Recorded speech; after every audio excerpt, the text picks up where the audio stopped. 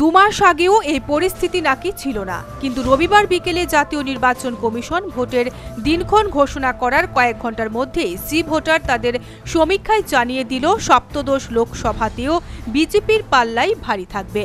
কংগ্রেস নেতৃত্বাধীন জোটের থেকে সরকার গঠনের দৌড়ে অনেক এগিয়ে থাকবে নরেন্দ্র দামোদর দাস মোদী।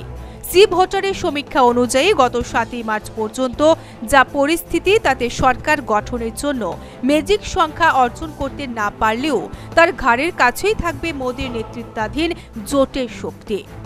এনডিএ পেতে পারে 264টি আসন, তুলনায় রাহুল গান্ধী নেতৃত্বাধীন ইউপিএ পেতে পারে মাত্র 141টি আসন। পরিস্থিতি এমন হলে সংশয় নেই, পুনরায় প্রধানমন্ত্রী পদে শপথ নেবেন নরেন্দ্র মোদীর। সি ভোটার জানিয়েছে, তাদের সমীক্ষা জানাচ্ছে ফের প্রধানমন্ত্রী হওয়ার প্রশ্নে মোদীর গ্রহণযোগ্যতা এই বছরের গোড়ায় ছিল 47%, কিন্তু তা গত মার্চের 7 তারিখ আস্তে আস্তে বেড়ে দাঁড়িয়েছে 62%। একইভাবে বছরের গোড়ায় রাহুলের গ্রহণযোগ্যতা 26% ছিল ঠিকই, কিন্তু তা কমে 16% নেমে এসেছে। সি ভোটার আরও জানিয়েছে, তারা যখন নরেন্দ্র মোদী বনাম রাহুল গান্ধী তুল্যমূল্য বিচার করে কোনো ভোটারের মত জানতে চেয়েছেন, তখন 64% মানুষই মোদীর পক্ষে সওয়াল করেছেন। রাহুলের পক্ষে ছিলেন মাত্র 27%।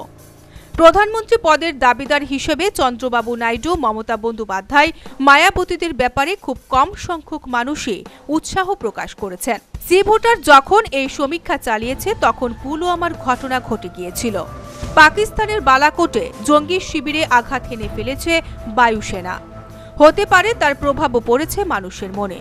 তাই নভেম্বর মাসে যে 3 রাজ্যে কংগ্রেসের কাছে পর্যুদস্ত হয়েছিল বিজেপি, সমীক্ষায় দেখা যাচ্ছে সেই মধ্যপ্রদেশ, রাজস্থান ও ছত্তিশগড়ে অনেকটাই জমি উদ্ধার করতে সফল হয়েছেন মোদী বাহিনী।